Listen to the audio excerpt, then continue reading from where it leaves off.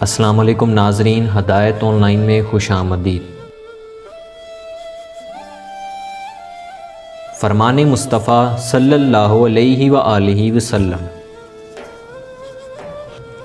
اللہ تعالیٰ کی لعنت ہے شراب پر، شراب پینے والے پر، شراب پلانے والے پر، شراب بیچنے والے پر، شراب خریدنے والے پر، شراب کشید کرنے والے پر، جس کے لیے شراب کشیدگی کی گئی اس پر، شراب اٹھانے والے پر اور جس کے لیے شراب اٹھا کر لائی جا رہی ہے اس پر۔